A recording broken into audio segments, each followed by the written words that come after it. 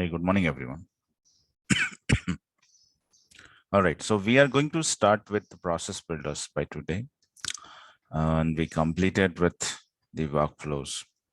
See, workflow although was like a kind of outdated thing, and basically, both of this, like workflows and the process builder, both of them, both of them are going to be decommissioned very soon. But what actually is happening, people are having lots of chaos about this. They are talking what is happening, but what is going to be happening. So let me clarify one thing, before we go and understand the process builder. See, why it's important to learn when the things are going to be get decommissioned. So it is something like, uh, it would not be rather that that Salesforce would allow, how to say that. Actually, when I'm saying that it is going to be get decommissioned, this actually means that Salesforce would not allow us to create a new workflow, sorry, or maybe a new process builder.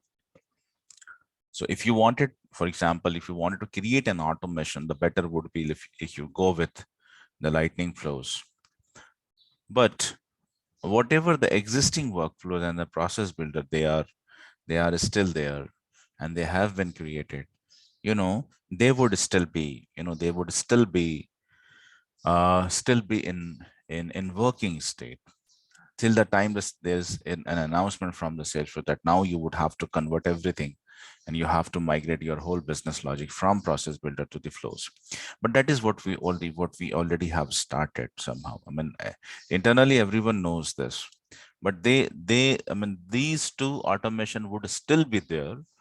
Only thing would be like you would not be allowed to create a new workflows. What you can do would be like you can make the changes, you can edit them for certain reasons. If you wanted to perform the editing inside a workflow, inside a process builder, that would still be there. That would still be there. You can allow, you can edit them. So at least for the sake of that thing, we must have an understanding of workflows and process builders. Right. And this changes have been started. Like there are few of the orgs on which Salesforce has disabled the creation of new workflow or a new process builder, right? And for so many of them, it is still there, right? So let me first of all go and check with this whether we are being allowed to create a new process builder or not, right? So I'll go with setup and I'll go with build. Inside build, I'll go with create. In the create, I'll go with workflows, and then let me click onto the process builders. And let's see that whether or not we are being allowed to go and create. I can see a new button over here.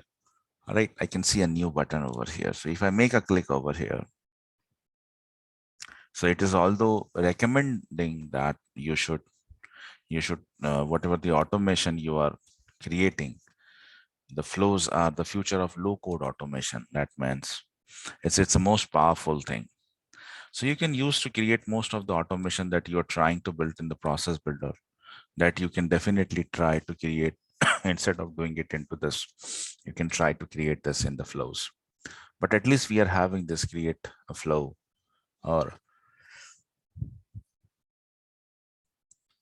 create the process builder site. So unless and until we are having this option, we're going to learn. And later on, when this option would be removed, we can only edit the existing flow, the existing process builders, and we would not be in a state to create the new automation with this. But at least now we are allowed to do that. Now, see, I'm not sure whether or when I have created this, but let's talk about the process builder, and let's try to compare this with the existing workflow what you have learned so far, right? See, when we go with the process builder, there are so many advantages as compared to the workflows, the conventional workflows. The first thing itself is like what you see over here. The process builder is completely a graphical tool. That means whenever, see, if you go and if you try to set up a workflow, if you try to set up a workflow, right, workflow rather would take you like there are 2 to 3. I mean, just setting up for let's talk about like how exactly how many steps are being involved. If I wanted to create a workflow, how many steps are actually being involved. So now, as you can see, like in the first page, the whole page, this complete page, there's nothing onto this page except that it would ask you to create the object. So see, when when you click onto this new rule, right, it would prompt you this message. Otherwise, let's not talk about that. But at least when you come onto this page, this whole page is loaded. This whole page is loaded. This whole interface is loaded, and it is asking you just for one thing. What is that? Select the object. So this is completely, this is completely a resource. I mean, this is completely a waste of resource, waste of your time. That one complete page from the server is being loaded just to ask you what? One pick list. So see, you can now start comparing this. And if you set up a process builder, for example, right? If you set up a process builder, how would it set up? Let me try to, oh, I came outside of this. One second now. And then workflows and then process builder. See, if I try to create a new process builder, right? If I try to create a new process builder, I would have to give the name involves. Let me try to give a name like sample process. Just for the description, I'll show you like how to select and everything. We're going to talk on that as well, but let's talk about the difference. First thing is like immediately this structure, this diagram comes in front of you, and there's no branch. I mean, there's no bouncing from one page to another. There's no migrations, right? Over here, when you click onto this, you could find an object from here itself. Now, for example, let me add this. All right, let me add this. When I when I press the save button, it would automatically sorry, it would automatically add an object over here. All right. So see the interface, how the difference when, I mean, the whole page is loaded just to ask you one pick list option, just to ask with the object. And then when you create the next, all right, it would take you to this interface, which would ask to give the name and select the criteria, evaluation criteria, and select the rule condition. At least giving one rule condition would be a mandatory thing. Without this, you cannot go for the action part. If I don't give, that is what so many times I have repeated this when we were discussing the workflows. I repeated every time, whenever I create any workflow, I have told you that whenever you are creating a workflow, you should give at least one rule condition. If there's no rule, there's nothing to check. You have to generate it one by your own intelligence. But you have to at least give, because unless it don't have at least one thing to be checked, it would not take you, it would not allow you to come to the next part, which is giving the actions, selecting the actions, deciding the actions of the workflows, right? So this interface, all right. And how does it looks like into the process builder? Here you have to add the criteria. If you have certain conditions, based on the fields and all, select that. If you wanted a formula to be get evaluated, you have to select the second one. If you just don't wanted any condition, like over here, see, it is required that every workflow must have a rule, must have at least one condition to be get checked. But in the process builder, even if there is nothing to be get checked and you just wanted to fire the action, you can go with this. You can go with this. All right. You can go with this. So I'll just give the name, nothing else. I'll give save without any conditions, without any conditions. Right. Let me try to do the same thing over here. Test, for example, test, and I'll select like created. I'll select like account active status should equals to maybe like yes.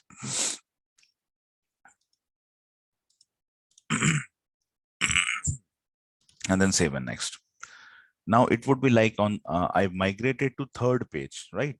This is my third page. The first was to select the object. The second was to give the rule conditions, give the label, rule names and everything. Selection of criteria. That was my second page. Now I'm on to the third page. Now over here into the third page, you will have immediate and time dependent, right? Immediate and time dependent.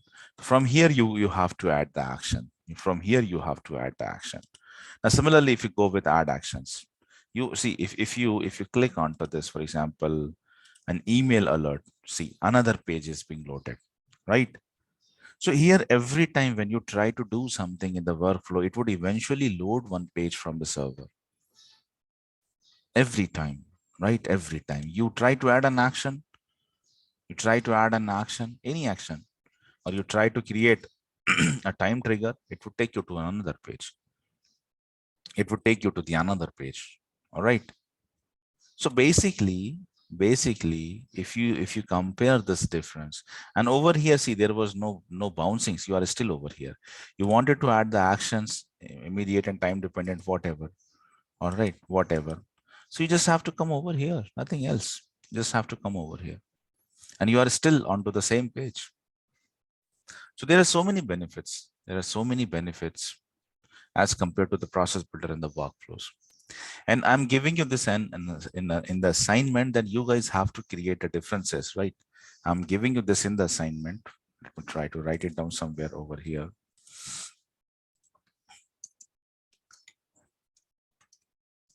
That you would have to create, create the differences between the workflows and process builder.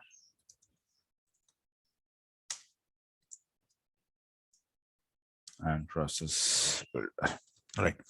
So I'll highlight few things, but then you have to create this by your own. So this was the first difference, but we can write like when we create a workflow, it's like it is like branching from one page to another. And while setting up a rule, I mean, when you're trying to create a workflow rule, it would at least require 4 to 5 different branchings of that, of different user interfaces, right? So this is a kind of inefficient way to set up something in that, because we are dealing with the cloud technology, right? Everything what you demand would going to be loaded from the server. This would get hampered if you are having I mean, a low bandwidth internets and everything. That could harm your process, that could harm the intercommunications between this, right?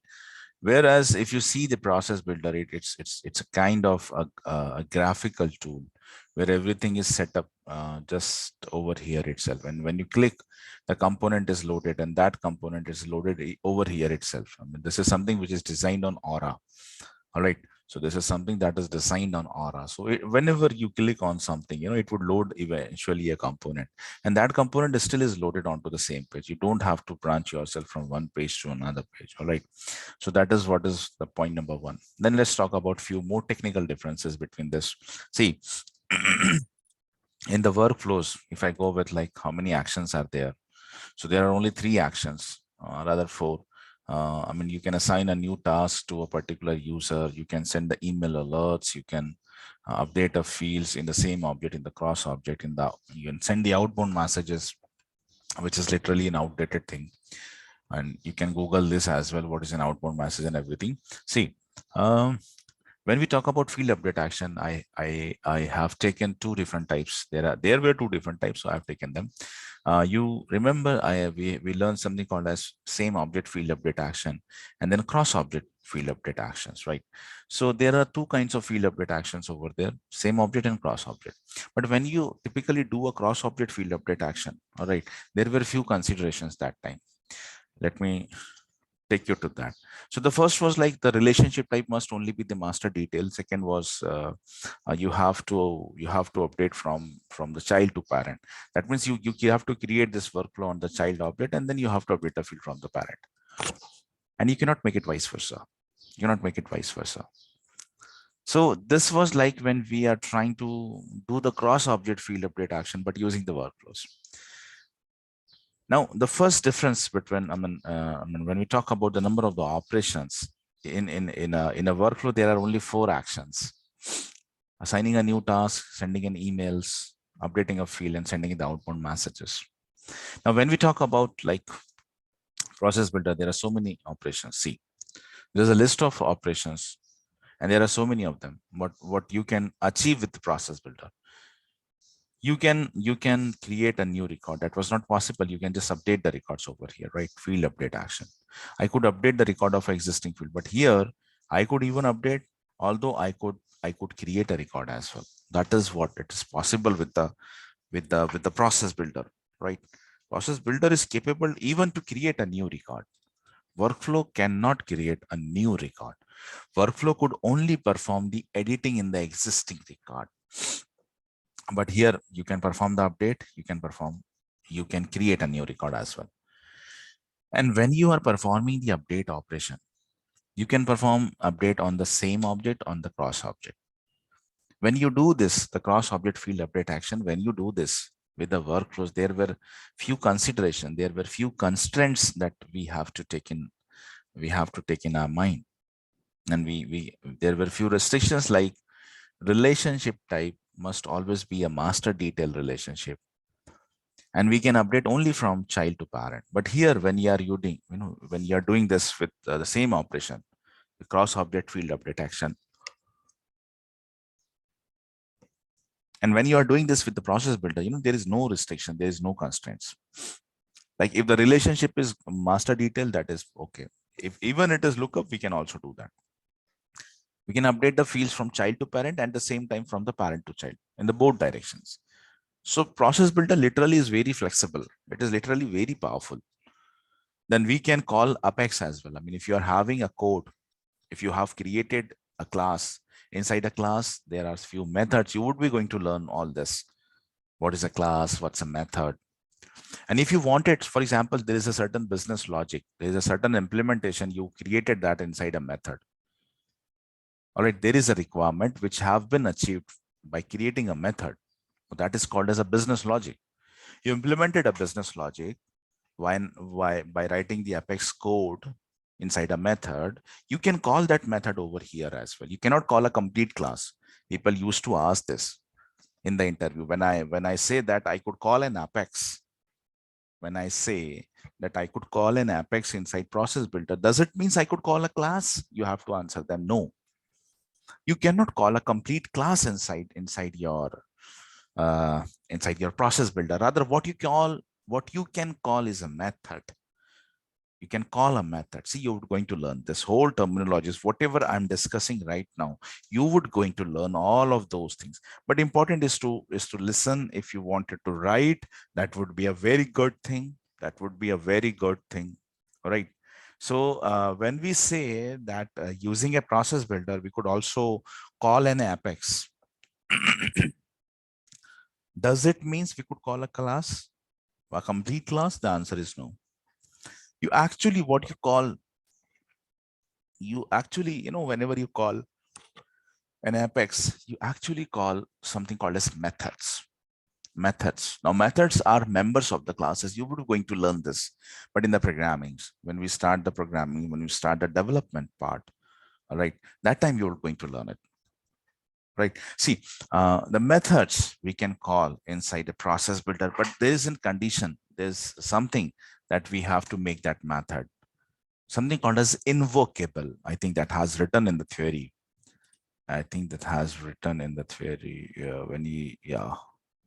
We have to make a method, invocable methods. Yeah, this one, see, invocable methods. What is this invocable? How to make? Actually, you just have to put up @invocable. This @, whenever you use this symbol, this is called as annotation. You're going to learn all these things, but in the programming, right? But at least right now, just listen and remember this. If you wanted to write it, it would be a good thing.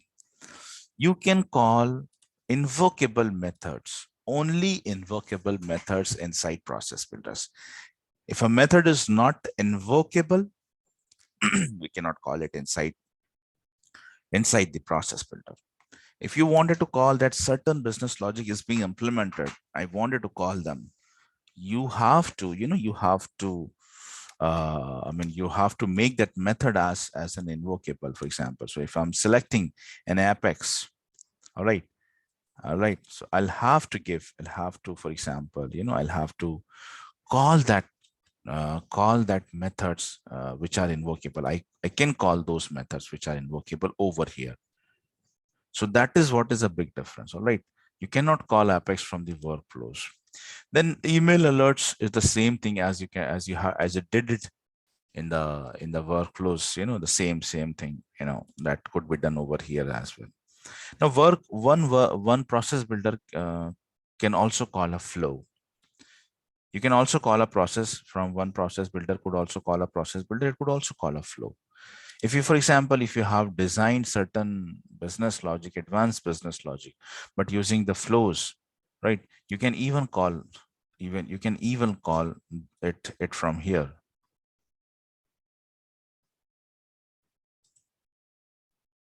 All right. So this is also could be possible that one process builder could call another process builder. It could even call a flow. Then you could post something onto the chatter area as well. All right. Where is chatters? Chatters are usually onto the home tab. You see, this is my, oh, sorry, this is my, yeah, show feeds. So this is my chatter area, the collaboration cloud feature actually. You could post something over here as well. If you, for example, wanted a repeated post, so you can design a time dependent actions for that, but you can definitely post something to the chatter. One process could call in another process. It could call a quick actions. It could call a quip. I have a little understanding about quip, but what is quick actions? I can show you that probably in the classic as well. For example, if I go to in opportunities, right? See what you see over here. This is something called as a quick action. For this opportunity, for example, if you're creating an opportunity record, right? You're creating an opportunity. For this opportunity, you can create an event, a task. You can make it related to certain accounts and all, and from here itself. This is called as quick action. You can even do that from the process builders, right? Quip is something that I'll have few documents. You will go with that. I never worked onto this. Then you can send the custom notifications. You can submit something for the approval process. Approval process would be something you are also going to learn that. And you can, of course, update the record. So there are so many things, there are literally so many things. As we compare this to workflow, we can find that there are so many things what a process builder could achieve. Somewhere around like 10 to 11 functionality, if I'm not wrong about this, right? So like 1, 2, 3, 4, 5, 6, 7, 8, 9, 10, 11. See, in the process builder, at least we could achieve 11 things rather than just doing 4 things with the existing workflow rules, right? So these are some of the key differences. There might be few more. You just have to go with all this theory, whatever I have given to you. Just go with all of those theoretical material over here. You would definitely going to find few more things. There are so many things I have written, right? Just go with this all theory. See, I've given you the definitions of quick actions and all that. See, just go with this all, right? So in tomorrow's session, if I would take it, I'll going to inform this into the group. I'm going to start with the use cases. All right. So let me stop today's session, just giving you by the introduction of this, right? Yeah.